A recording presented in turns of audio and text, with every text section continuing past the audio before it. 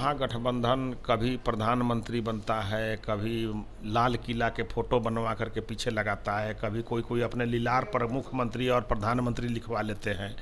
तो उससे थोड़े बनना है। तो जनता इनको प्रचंड बहुमत से हराएगी, हमको प्रचंड बहुमत से विजयी बनाएगी, इनको प्रचंड बहुमत से हराएगी, धूल चटाएगी। इनका रावण के वंश जैसा इनका हाल होगा, रहा न कोई रोवन हरा। जी नमस्कार, मैं हूँ राजनंदिनी और आप देख रहे हैं कलम इंडिया न्यूज़। अभी हमारे साथ बीजेपी के प्रवक्ता अरविंद सिंह बने हुए, तो आइए उनसे बातें करते हैं। सर, आप हमें ये बताइए कि जेडीयू की ओर से केसी त्यागी ने चिराग पासवान को जेडीयू में महागठबंधन में शामिल होने के लिए न्योता भेजा, आप इसे कैसे देखते हैं? इसको मुझे कुछ देखने की ज़रूरत नहीं है। उसके पहले उनको कह रहे थे कि हमारे चुनाव को हरवाए हैं और आज शामिल होने का न्योता दे रहे हैं। तो चाल चरित्र चेहरा जिसका जो होता है वो करता ही है। वैसे चिराग जी परिपक्व व्यक्ति हैं और उनके पिताजी भी कहा जाता है कि राजनीति के मौसम वैज्ञानिक थे। तो चिराग जी भी अपने पिताजी के ही पद चिन्हों पर हैं। तो जो व्यक्ति जिस तरह से उनको अपमानित किया है और जिस तरह से उनको बिहार में अपमान का घूंट पी करके रहना पड़ा था माननीय मुख्यमंत्री नीतीश कुमार जी के चलते, वो खुद सब कुछ समझते हैं, उस पर हम लोग को बोलने की ज़रूरत नहीं है। सर, जो महागठबंधन है वो दावा ठोक रही है कि इस बार 40 पे 40 सीट जीत कर लाएगी। महागठबंधन कभी प्रधानमंत्री बनता है, कभी लाल किला के फोटो बनवा करके पीछे लगाता है, कभी कोई कोई अपने लीलार पर मुख्यमंत्री और प्रधानमंत्री लिखवा लेते हैं। तो उससे थोड़े बनना है।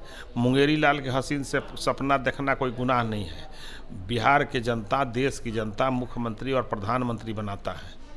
और जितने भी उपचुनाव हो रहे हैं, जितने भी विधान परिषद के चुनाव हो रहे हैं, सब में उनका हार होते जा रहा है। हर समय 2 सीट 3 सीट घट जाता है। तो उनको जनमानस नकार चुका है। वो दारू बालू अपराध, दंगा फसाद, हत्या और महिला उत्पीड़न के लिए ये लोग प्रसिद्ध हैं और उसी के लिए ये जाने जाते हैं, जंगल राज के लिए जाने जाते हैं और उसके लिए इनका इतिहास रहा है। सर, जो महागठबंधन है इस बार आप देख रहे होंगे कि वो अलग ही रणनीति रच रही है, तो आपको ऐसा लग नहीं रहा कि बीजेपी है वो कहीं ना कहीं लॉस में चली जाए? बीजेपी का मतलब होता है भारतीय जनता की पार्टी, भारत के जनता की पार्टी है। तो जनता के दिलों पर राज करती है भारतीय जनता पार्टी। और ये लोग जो हैं अवसरवादियों का जमात है, घोटालेबाजों का जमात है, भ्रष्टाचारियों का जमात है, रंग बदलू दल बदलुओं का जमात है। और इनका जब जब भी शासन आया है तब तब दंगा फसाद, हत्या, बलात्कार, अपहरण, आज तक पटना में जो डॉक्टर का अपहरण हुआ पता नहीं चला, उस तरह से गैंगवार, दलित उत्पीड़न, दलितों की हत्याएं, ये सारा बेगूसराय में हाल ही में आप देखें कि 2 मोटरसाइकिल से बैठ करके और ठाए ठाए करके 11 लोगों को गोली मार दिया। इस तरह की घटनाएं इनका इतिहास रहा है। इसलिए बिहार की जनता इनको नकार चुका है। यहाँ दारू जो है हर चौक चौराहा पर मिल रहा है, बिहार में दारू बंद है। हत्या, अपराध, डर, अब सारे लोग अपने घर से निकलते समय डरते हैं। तो ये पुराने जंगल राज की ओर वापसी कर रही है बिहार। तो जनता इनको प्रचंड बहुमत से हराएगी, हमको प्रचंड बहुमत से विजयी बनाएगी, इनको प्रचंड बहुमत से हराएगी, धूल चटाएगी। इनका रावण के वंश जैसा इनका हाल होगा, रहा न कोई रोवन हरा। तो जो लोकसभा चुनाव 2024 होने वाला उसमें आप ये कह रहे हैं कि बीजेपी की ही जीत होगी जैसे पिछले बार जीत हुई थी? अरे भाई, इनके पास न नेता है, न नीति है, न नियत है, न इनका कोई एजेंडा है, न संस्कार है, न व्यवहार है। कैसे पार्टी को, किसी पार्टी को जनता वोट करती है उसके नेता पर, उसके संविधान पे, उसके संगठन पे। तो ये सब तो विघटन वाले लोग हैं, पूरे देश के विघटन की ओर ले जाने वाले हैं, चाइना पाकिस्तान की भाषा बोलने वाले लोग हैं, ये हरदम जो है किसी न किसी आतंकवादी का तारीफ करने वाले लोग हैं। तो कैसे भारत की जनता इन पर विश्वास करेगी? इनको वंदे मातरम से परहेज है, भारत के राष्ट्रगान राष्ट्रगीत से इनको परहेज है, इनको सारे राष्ट्रवादियों से परहेज है, इनको सारे जब आतंकवादी पिटाए जाते हैं तो इनको दुख होता है, जब किसी को फांसी दिया जाता है तो इनको दुख होता है। तो जो राष्ट्रवाद के खिलाफ है वैसे लोगों को कैसे भारत का प्रधानमंत्री बनेंगे? वैसे लोगों का स्थान जहां है जनता वहां पहुंचा देगी।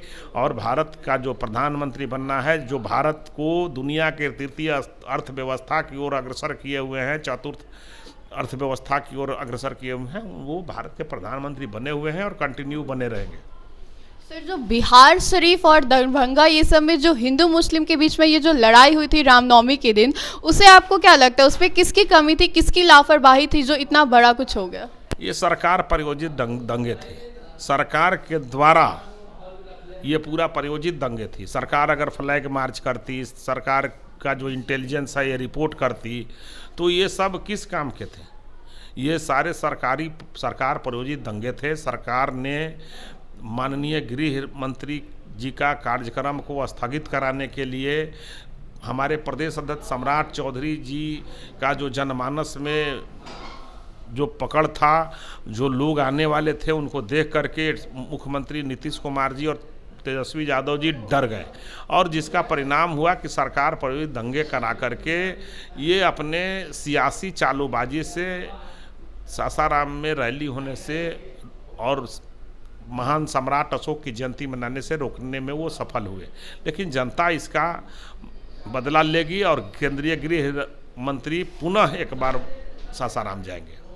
सर, कुछ लोग कह रहे हैं कि बीजेपी इस बार 30 सीटों से, तो कुछ कह रहे हैं 35 सीटों से वोट लड़ेगी, चुनाव लड़ेगी। बीजेपी का ट्रैक रेट 39 सीट बिहार में जीतने का है, उसको पार करेगी, उसको नीचे नहीं आना है। हम सारे के सारे सीट जीतने वाले हैं। चूँकि बिहार की जनता प्रधानमंत्री नरेंद्र मोदी जी को देखती है, ये घोटालों के पैसा से अमीर बनने वाले राजकुमारों को नहीं देखती है, इसलिए और घोटालों के सम्राट के गोद में बैठ करके बिहार के मुख्यमंत्री बने रहने वाले लोगों को नहीं देखती है। वो देख रही है कि देश को दुनिया की तृतीय अर्थव्यवस्था कौन बना रहा है, कौन राष्ट्रवादी है, कौन चाइना पाकिस्तान को साइज में करने में सफल है, कौन सारा चीज़ आज अपने देश में बनाने में सफल है। जो राष्ट्रवादी हैं, जो तृतीय अर्थव्यवस्था दुनिया में सबसे तृतीय अमीर देश बनाने में सफल होंगे, उन्हीं को वो उनके साथ हैं। भारत में प्रधानमंत्री नरेंद्र मोदी जी बने हुए हैं और वो अभी 36 तक कंटिन्यू बने रहेंगे। 36 तक। सर, आपसे एक आखिरी सवाल, जैसे कि आपको क्या लगता है किन किन दलों को बीजेपी के साथ आगे आकर साथ आना चाहिए? हमारे यहाँ जो भी राष्ट्रवादी लोग हैं और भ्रष्टाचार का विरोध करने वाले हैं, सारे लोगों का स्वागत है। सारे लोगों का स्वागत है। धन्यवाद। ऐसे तमाम खबरों के साथ बने रहिए हमारे साथ और देखते रहिए Kalam India news. Perfection IAS, UPSE और BPSC फाउंडेशन क्लासेस के लिए समर्पित संस्थान। यहाँ आपको UPSE selected and interview appeared faculties द्वारा गाइड किया जाता है। Separate batches for Hindi and English medium. 65वीं और 64वीं BPSC एग्जाम में 69 और 107 रिजल्ट्स एवं 66वीं BPSC एग्जाम में 131 रिजल्ट्स हासिल किया है परफेक्शन IAS टीम ने। परफेक्शन IAS, कुमार टार, बोरिंग रोड, पटना।